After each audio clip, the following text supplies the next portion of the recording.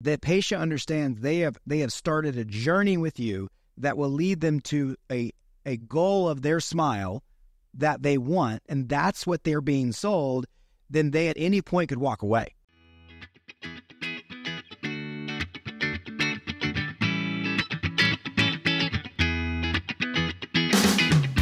Welcome back to the Millennial Dentist Podcast, a podcast all about working smarter, not harder. Pushing dentists to go beyond dental school dentistry and build the practice of your dreams. Here is your host, the millennial dentist himself, Dr. Sully Sullivan. Welcome back, everybody, to the Millennial Dentist Podcast. Hope you're having a great day where you are. It's a great day here in Nashville, Tennessee, recording live in the studio. We got more recordings done today than we've probably done in a month. I know. I do like a good batch recording when things are going well. When are you feeling it? When you're feeling it. We've been, I don't know, hopefully you're enjoying this content. If you're enjoying this content, go on iTunes and like the #1 dental podcast in the country. Yeah, the Millennial Dentist Podcast. The Dentistry Made Simple podcast. I like this one. I think whatever you did to my focus on my TV messes up the focus. It's getting out of focus, which bothers me. Because hopefully y'all are watching this on video on YouTube and get to see all the new enhancements to the studio. There he is, Tbone. Eric's here as well. Hey there. Eric may chime in. All right. Before we get super started, let's promote something, because that's what we have to use this as our opportunity to promote. What's going to be in June? What do we have in June that we need to get people to buy? Well, here's what I would tell you. I think we need to promote top-line revenue. And the best and fastest way to improve top-line revenue is to level up your skill set. Yep. And if you would like to level up your skill set, there's no better thing to level up your skill set or better way to level up your skill set than with live patient dental implant training. So if you're new to dental implants, you want to take our tooth replacement therapy program where we teach you how to extract and graft, do socket grafting, and do onesie-twosie guided implant placement. Well, that's June 17th. Okay. Through the 21st, by the way. Perfect. Okay. And then if you are leveling up your skill set and you want to get into the world of full arch dental implants with overdentures and all-MX type restorations, we have our Full Arch Express week with live patient therapy.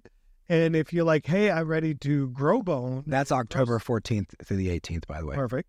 And if you're ready to grow bone so that you can do pre-implant grafting, whether it's a lateral augmentation of a ridge, or whether it's sinus grafting, whether with bumps and lateral windows, we have our sinus and GBR grafting week with live patient treatment. So that's August 26th through the 30th. So there we go. So we got solutions for you. Help us pay the bills around here. Hey, check those out. This podcast doesn't work for free. It does. I guess it does. But free to them. Support us. Support this. Support this endeavor. All right.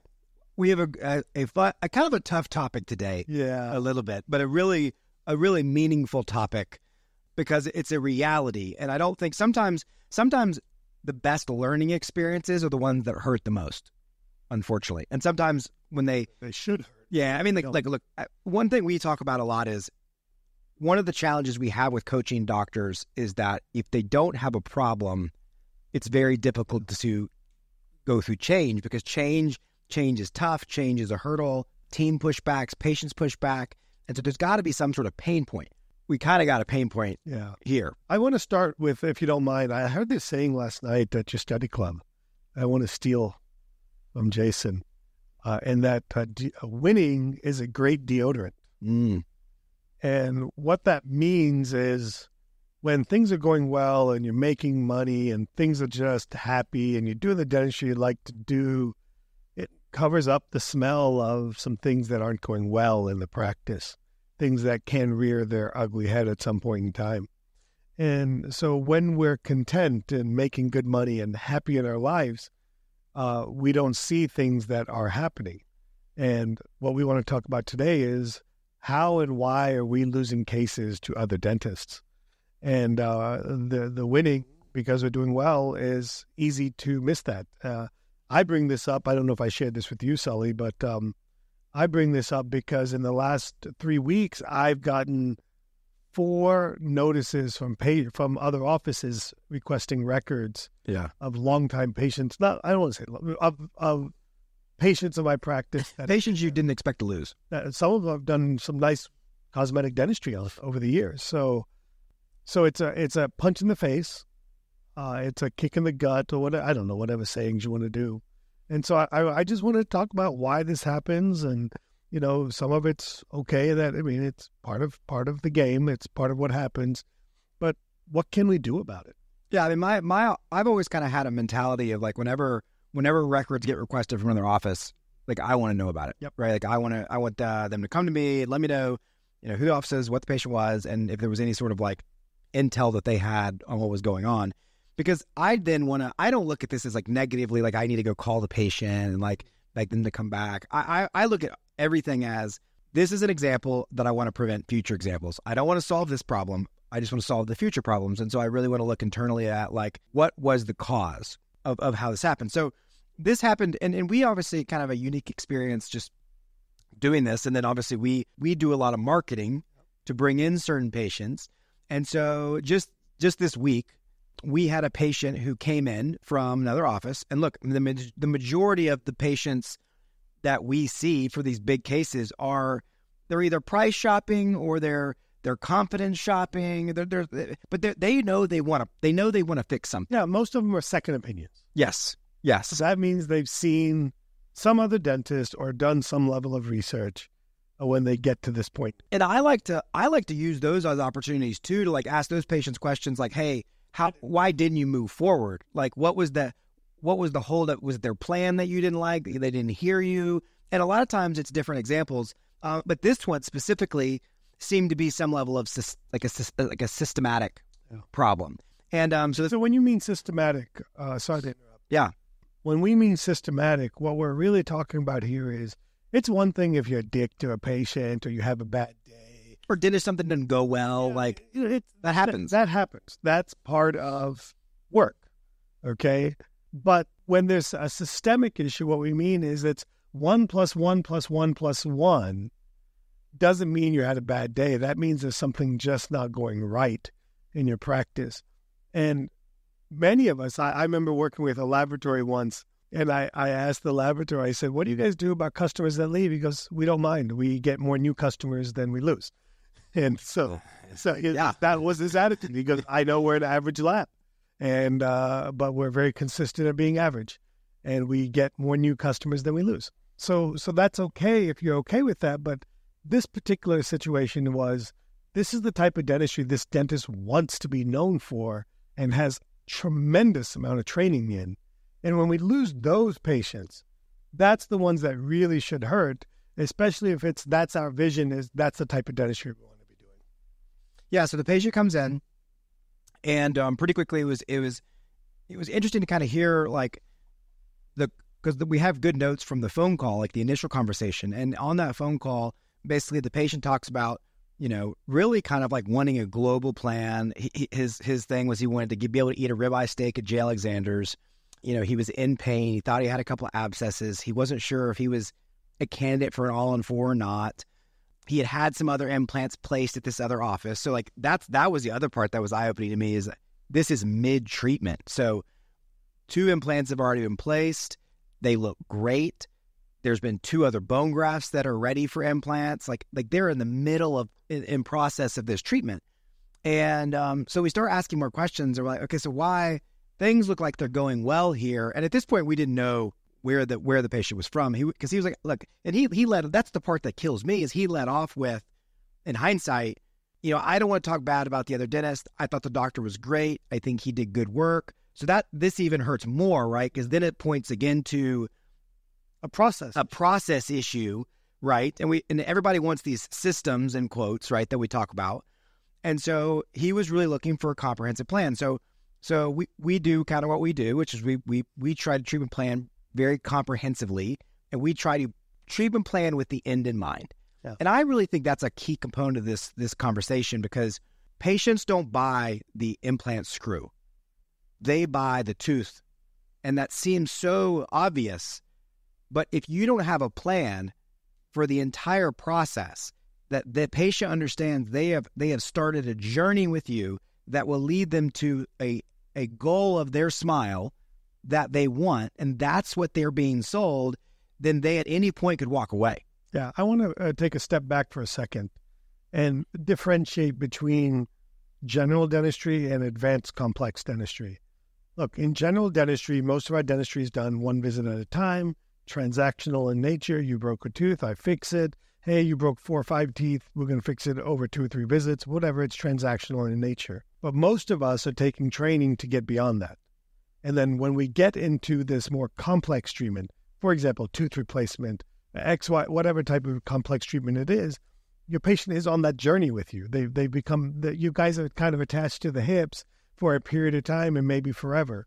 Okay, so you want to make sure that we're communicating with the patient the outcome. Okay, and that's what I want to make sure that everybody understands. There's a difference in general dentistry, and what we're talking about today is more advanced complex, or what we call emotional dentistry, where the patient's trying to solve a problem. He wants to eat at J. Alexander. Okay, I mean, has a very specific thing that he's trying to accomplish. So you have to help him see the vision of how we're going to go there. And everybody wants to be led. Every patient wants to see the big picture of how we're going to get there. And we're not doing a good enough job of that. So kind of following up on this patient. So we go through the process. We present the comprehensive dentistry. The treatment plan was going to be no differently really than what the other dentist had essentially treatment plan. We were going to add 2 implants where the grafts had been done. We were going to crown the entire upper arch to open up the bite a little bit and get him some length back. And then we were going to do 1 or 2 crowns on the bottom. And so this whole treatment plan in our office equated to $35,000, a significant amount of production of money. And, my message to the patient, because in our office, like obviously when I'm trying to close something, I'm going to try to highlight what I think is moving the needle for the patient. And this patient was very open about like money wasn't the issue. It was understanding and having confidence in the plan. Yes. Yeah. And so I said, look, here's what we're going to do. You're going to come in. We're going to sedate you. You're going to get to sleep through the process. I'll put in the other implants. I'll take out the other bad teeth we're taking out. We'll prep all these teeth. So that day, you'll walk out of here with nice temporaries that we'll 3D print. You'll wear those for a couple weeks, at which point we'll make your final restorations. And then at what point these 2 implants in the front are ready, which will take about 4 months, you'll get those teeth and you'll be done. And so what he saw was, I've been on this journey for a couple of years, is what it is, which it sounded like. And now all of a sudden, this guy is going to give me a plan within 4 months. This will all be taken care of. And he's basically promised me the smile and be able to chew and go get my ribeye at J. Alexander. Let's go get EJ. So let's unpack how this has happened. So here's the reality, and we're not going to use names here. The dentist who started this case is actually more qualified than Sully in terms of the level of education. You're probably right. No, I'm pretty sure I'm right. They're definitely clinically more qualified in terms of their education. Yeah, they're a great dentist. Yeah, fantastic dentist, like an amazing dentist, okay? So what I heard was somewhere along the way, the patient didn't get a complete plan, and they were getting frustrated that every time I go in, it's like one next step, and they never felt there was light at the end of the tunnel. Does that sound about right? Yeah, and this was a unique situation because so towards the end of the conversation, the patient reveals who it is, and I just am like, you got to be kidding me, because like he's my buddy, and at this point, like sometimes I can, depending on what it is and how you can maneuver it back, and be like, honestly, you should stick with them. You're further enough down the road. But at this point, like that ship had sailed, right? Like the confidence was lost, and so it crushed me. But then I was like, this also has the potential to be a great coaching moment. So I call him and I say, hey, I just want to be upfront and honest with you about what's going on. And he responded so well, which is, no surprise on his part. So kudos to him. And it was great because we get to walk through it and really for both of us get to explore a lot of these things that I want to talk about. And the first thing that we noticed, to your point, was that from day one, every plan had been the next step in the plan. It was nothing was ever presented to him as a solution. Right. And remember, so part of this is that patients want to get their problems solved. It is not about you being the doctor and giving them your recommendations. It's about the patient comes in with a problem and you tell them how we're going to get to the problem and how many visits, how long is it going to take, how many visits is it going to take, how much does it cost, and how you can pay for it. I mean, it's pretty simple.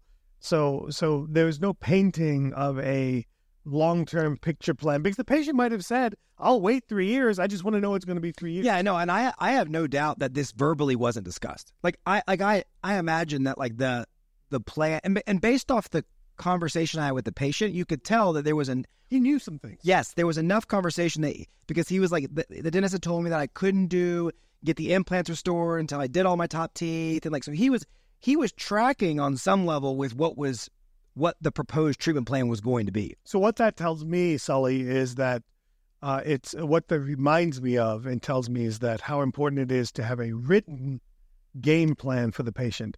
So, for example, when a coach is putting together a game plan for a football game, they put a game plan to win. They don't say, let's just put a game plan together for the first 3 plays and then we'll figure it out. Yep. They put a game plan together for the whole, how do we win in this? And then obviously if something changes along the way, they'll adapt and adjust. It's like the car thing. Like let me give you the invoice for the first 3 tires, and then I'll give you the invoice for the engine, and then, yeah. And so in dentistry, but the root of this is busyness.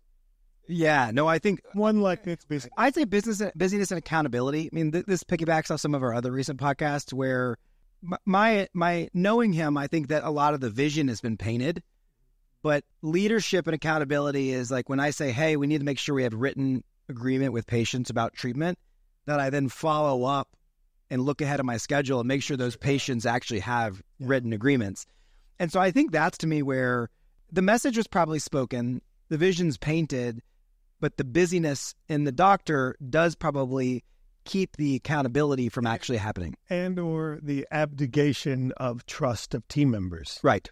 That they've got you because they're sweet, they're nice, they got your back, and they do have your back. But sometimes they don't get the big picture. They don't understand how important this is. They're still thinking in the code and insurance mentality. And so they're thinking differently because they're focused. That's why I painted the picture of this general dentistry, which is what team members are unbelievably well trained. Right. Is hey, I'm going to present you your scaling and root plating. This time we're going to do 2 quads, so I'll present you your 2 quads. The next time you come back in, I'll present you the next 2 quads. Yep. And the next time you come back in, I'll present you the 4 or 6 week follow-up perio maintenance. And so the patient may say, you know what, if I had known it was going to be 3 visits, I don't know if I would have started this. Or they may say, you know what, why can't I do it all at one time? Yeah. And so it's just about being clear in the communication. So that's step 1 is a game plan to win. And again, in this case, it was not painted the full picture, at least on paper. And then there was not even a financial agreement in place for each step. That's the other part of the process. So when you get into complex care, one thing, the patients deserve a written game plan of how they're going to win. In other words, how they're going to get their teeth, what that's going to look like. And the second part of it is we all, like the negative of not having a financial arrangement is that we all have some skin in the game. The patient, they got to know how much things are going to cost them because they got to budget their life, or they got to set aside money, and nobody likes surprises just like you don't. But as the dentist, I've got maybe I don't have time, maybe I don't have money in wax ups or anything like that, but I've got time invested in planning this out and putting it together and making sure that all the parts and pieces and everything aligns, and I'll never get that time back. So I've invested my time in it and my expertise in it, and I'd like to know that I'm going to get paid for that time and expertise. I didn't bring this up, but for all we know, like he had already done wax ups, had sent off things, had guides made for the next phases. Like, I don't know. We didn't get into the weeds in that much of that detail, but obviously that could be a part of it. And what was interesting is we talk about the need for everybody to get the financial menu. Yeah. Like how important every patient, regardless if they have money, not have money, because this was an example where, and he kind of told this to me. He goes, what I know happened was the patient said money's no issue. Yeah. Money never came up as a problem. And so therefore, no need for an agreement. And so in the mind of the employee, in the treatment coordinator, right? And so because money is not really an issue in this case, like he's got the money. So Yeah, he's good for it. So we don't need we don't need the financial arrangement. I don't need to present financing options. I don't need him to see all this stuff because it doesn't matter. And that's why you got to have a process. That's why we say we give the financial menu to every single patient every single time. yes, None. There's no excuse. Every single patient, every single time, no matter how big, how small, how like one sealant. and so in this case, maybe rare, but in this case, the lack of having one because he had the money is on some level what caused the patient to lose all this money. I mean, $35,000 is a lot of money To everybody. Yeah. I mean, my guess is the guy probably says the money's not the issue, but didn't have an idea. Well, what I will tell you is interesting is and even then he's paying it over 4 months. Yeah. So it's not like he took an option on my menu to do this over smart people do over time. Yeah, smart people do, and so, I have a. Do you have a point? No. Because I have not. So then this conversation was unfolding, and to me the next thing I noticed was the importance of how every patient has to leave with the next appointment. Yes, well, otherwise they get lost. Because this guy was grafted in January. The grafts look beautiful, abundant bone, like green light implant cases. That means he should be coming back 4 months later, February, March, April, May. He should have an appointment in May for implant records. And he says, I'm calling there's always different stories, right? But in this patient's mind, he's calling the office, asking to get in, wanting to get things done. And yeah, I'm like, how did he not leave with the next appointment?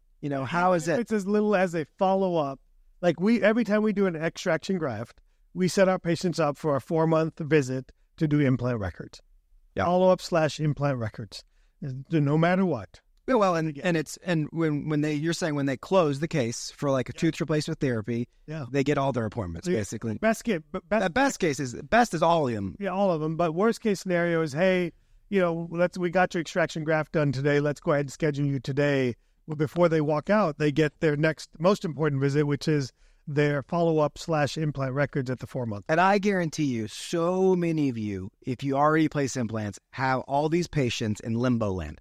Yeah. They've had the graft done, they're waiting on the implant. They've had the implant done, they're waiting on the graft. In fact, here's an action item that you can do to find out. Go through your software. Every software calls it something different. In Eagle software, it's called Money Finder. And what you do is you type it. I don't know the grafting code off the top of my head, but you would go, which patient has completed the grafting code D3, whatever it is, okay, but has not completed 6010, the implant code. And you will see how cool little feature have done socket preservation but not done an implant in that particular site. And it'll shock you because those are people that are in limbo land. Some of them may have decided not to do it. In that situation, you need to reject the treatment so that you clean up your system. Some of them may be like, you know what? Nobody contacted me. Must not be that important. Life gets in the way. I'll deal with it next week. That's like my life. I'll deal with it next week, and next week is 3 years later. Yeah. That's a good little pearl. Yeah. That's a good little pearl. It's very interesting, by the way. The same person that we're talking about is the person I told them to do this exercise 6 months ago. Because he was telling me, yeah, we do 6 grafts a month, but we place 3 implants a month. I'm like, well. But this also goes back to this initial problem of we're not closing the whole package. We're closing the first step. Yeah. And that's a problem. I mean, that's okay if that's what the patient chooses. Yeah, if it's 20% of the time a patient's choosing just that. But like that's happening way too many times if we're not closing everything. So again, and what that means specifically is our treatment plan and the financial arrangements that we put in place, whether they pay it all up front or with another option, is all going to be defined day one for the extraction, the graft, the implant placement, the abutments, the crowns, all the parts and pieces to get them to tooth back. That's all one treatment plan. And then only if and when, for some reason, financially, they're not ready to commit to that.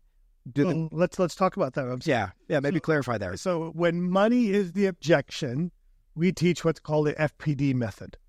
I want to change it to FDP, by the way. We can have an open dialogue about it, maybe.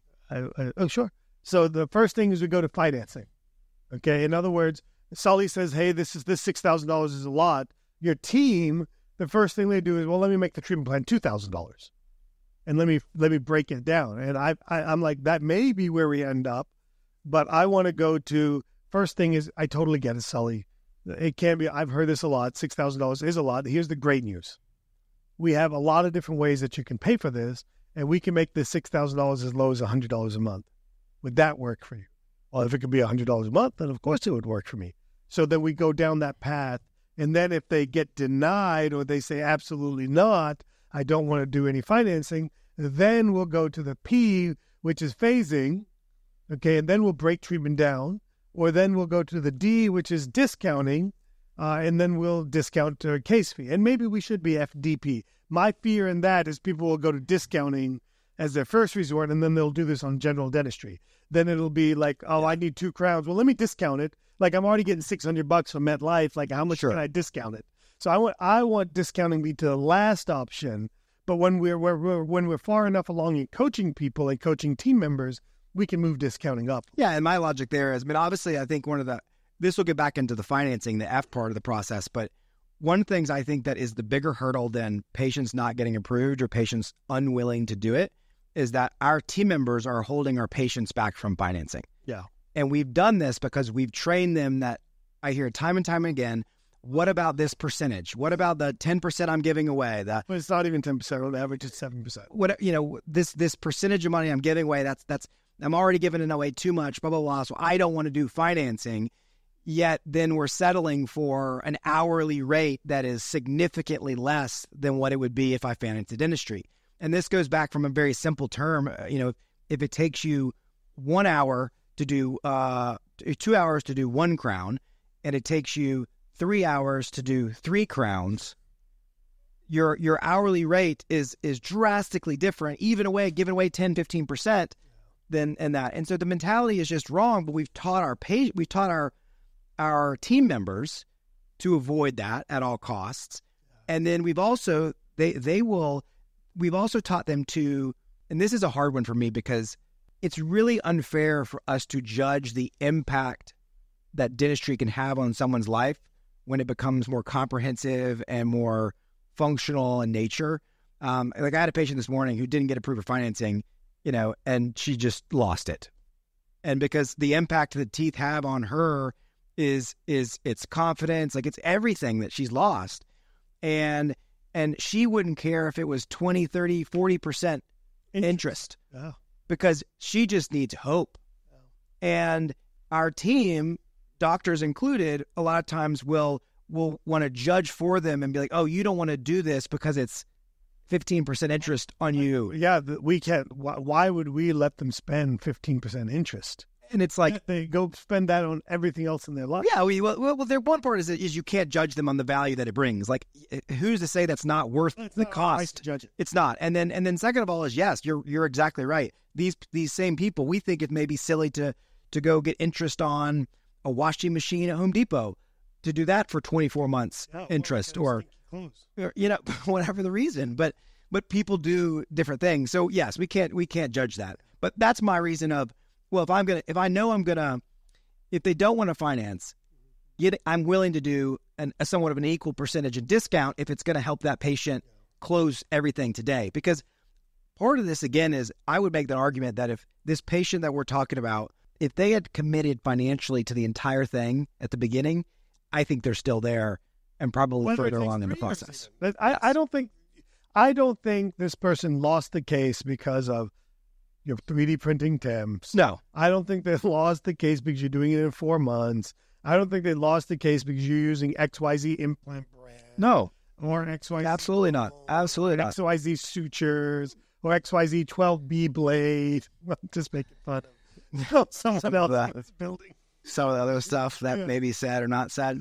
I do think it is I think that all this is process. You're right. It's a communication issue. Communication and process. And it should be a challenge that ultimately, like as we clinically level up, our ability to deliver more in less time is a reason why people buy as well, though. Yeah. And so if you hear me say like, oh, well, I don't like to prep the teeth and place the implant that day and the tip like that, that's not how I do it. That's fine.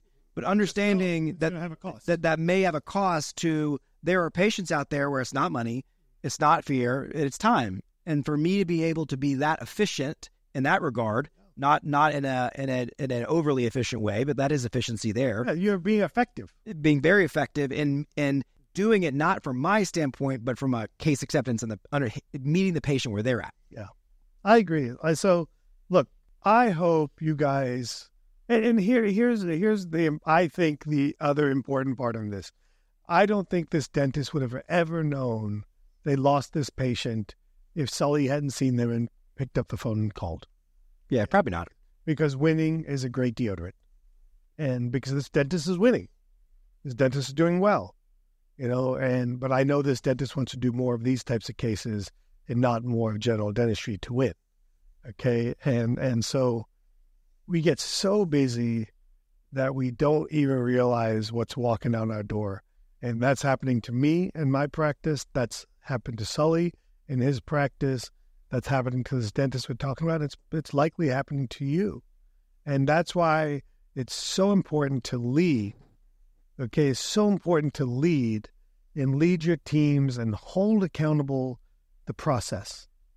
Because when you go to your team members and say, I want a financial menu on every patient, well, this one didn't need it, so I didn't do it. And then when you give them an inch, then it's 2 inches. Then it's a foot. Next thing you know, it's half them. Oh, it's a small case. We only do financial menus on big cases. Only on big cases when I think the patient doesn't have money. And then suddenly it's this judging game. And it's no longer a predictable, repeatable process. And that is, at essence, a leadership issue. We're not leading our teams. Maybe we set out the vision. That's fine. That's not leadership, in my opinion. Leadership is holding accountable the day-to-day processes and the outcomes, the effectiveness of what we want done in our practice. And I think that is an overlooked skill that we need to be working on in our practice. And look, if you listen to the second best podcast, the Millennial Dentist Podcast, or the first best podcast, Dentistry Made Simple podcast, then you clearly want to be focused on leadership. And if you want to learn to lead yourself, lead your team, and lead your patients, there is no better program in dentistry than our 3D Business Mastermind. It's an amazing program where me and Sully get to work with you personally, understand what's going on, and help you get somewhere, help you get further, faster, some tough love along the way, some laughs, some fun, all of that too. But we want you to be successful, and we want you to do it in a way that doesn't come at the cost of your health, and to do it in a way where you can enjoy your life. This was fun. I enjoy doing this. Yeah, this was a good episode. I feel like we could just keep going. I mean, the other thing... Beat the horse to it. We could do another episode. No. But I tell you, but as we sit here and talk about it, it does bring to light things. Dedicated treatment coordinator. I know what'll fix this. I'm gonna go to KS Institute, KSP Institute, and go take more clinical training. Yeah, because that's gonna make me get these cases. Definitely won't do that. I think an episode on dedicated treatment coordinator is another one, because right now, like that, part of this is a follow-up issue, right? Like our team members are too busy too, and these patients aren't getting followed up with, and that's a problem. Well, guess what you're going to hear next week? A dedicated treatment coordinator episode. I like the teaser. We should do that more often. Normally, I don't know what I'm going to record. Work smarter, not harder. We'll see you next time. Thank you for listening to The Millennial Dentist. Visit us online at millennialdentist.com.